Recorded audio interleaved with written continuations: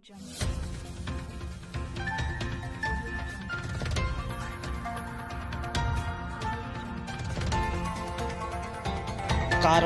TV, हर पल आपके साथ।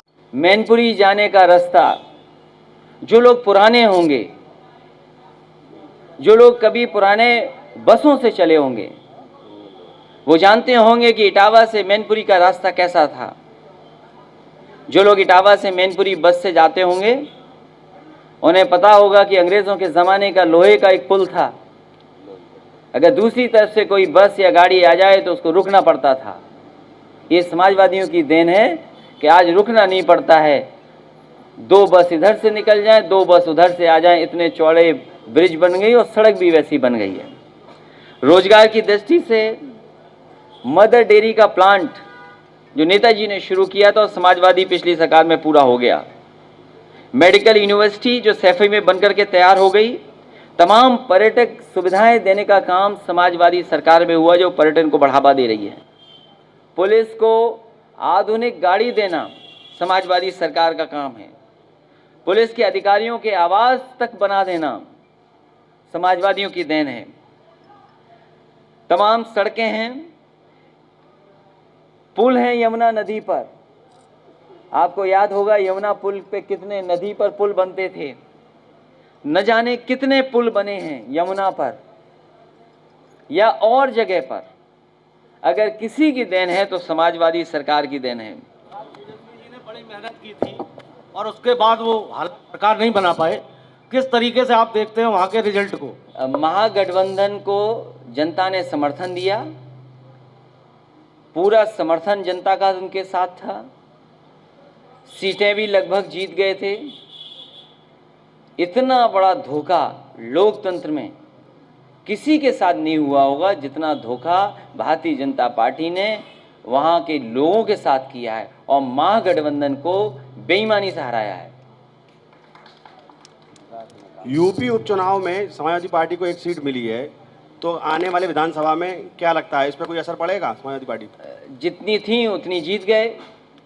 जब चुनाव DM, SP, ADM, SDM, SO सिपाही लड़ेंगे तो कौन जीतेगा? भारतीय जनता पार्टी नहीं लड़ रही थी, उनकी सरकार के जितने भी अधिकारी थे वो सब चुनाव लड़ रहे थे। अध्यक्ष जी, आपने कहा कि बिहार चुनाव में गड़बड़ी हुई। क्या आपके पास पार्टी के पास कोई ऐसे प्रमाण मिले हैं कि वहाँ गड़बड़ी की आशंका? कमाल है, आप इतने बड़े चैनल में आप ही दिखा रहे थे कि बैलेट गड़बड़ हो गया। जो चुनाव में परिणाम आने चाहिए थे, जो जनता जान रही थी, जो समझ रही थी, सब सर्वे फेल हो गए। आप एक दिन से पहले दिन से सोचिए, इतना जन समर्थन किसकी रैली में था? सबसे ज्यादा जन समर्थन महागठबंधन की रैलियों में था। जितने भी देश के सर्वे थे, उन सर्वेयों में ऐतिहासिक जीत की तरफ बताया गया, लेकिन जब मशीन खुली, परिणाम आया, रिजल्ट रोके गए, सर्टिफिकेट किसी और को दे दिए गए। यही तो आरोप महागठबंधन के नेताओं का है। क्या ये नहीं हुआ?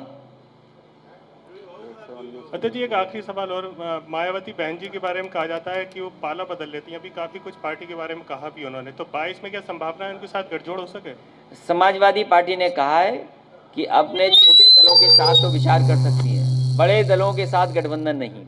जी, 2022 ब्राह्मणों का विशेष आशीर्वाद आपको मिलने वाला है, इस पर क्या कुछ कहेंगे?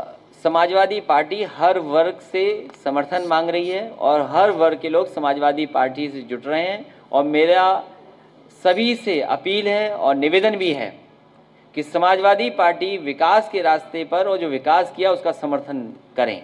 अध्यक्ष जी, 22 में यूपी में ऐसा ना हो जो बिहार में आपने देखा, उसके लिए क्या रणनीति आप समाजवादी? ये रणनीति का खुलासा नहीं करेंगे, नहीं तो उन्हें जानकारी हो जाएगी।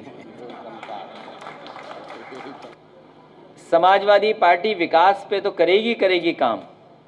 विकास के साथ साथ जो अन्याय हो रहा है, जिस तरह का भ्रष्टाचार चल रहा है, उन सब चीजों को जनता के सामने रखेगी। और सबसे बड़ा सवाल तो यह है, इटावा वालों, मुझे सुना है शेर यहां से कहीं और जा रहे हैं। कहां जा रहे हैं शेर? मैं तो सरकार से कहूंगा कि हमारे लाइन सफारी शुरू कर दें एक एनिमल सफारी, एक लाइन सफारी है।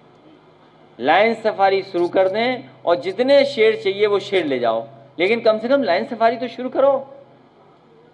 यही सरकार आरोप लगाती थी, अगर याद हो, कि गोरखपुर के डॉक्टर हम सैफई में ले आए हैं। सैफई और इटावा पे आरोप, याद कीजिए कितना आरोप लगते थे। हमारे मुख्यमंत्री को जानकारी नहीं है। बुंदेलखंड एक्सप्रेस वे जोड़ दिया इटावा से, हमारे घर में रोक जोड़ दिया करके। हम उन्हें धन्यवाद देंगे, कम से कम उनकी जानकारी में नहीं हुआ, कम से कम हो तो गया कुछ, कि बुंदेलखंड आकर के इटावा में हमारे घर से जोड़ दिया। और आखिरकार उन्हें शेर की भी जरूरत यहीं से पड़ी। उनके पास कोई शेर नहीं है, ये बात तो साबित हो गई।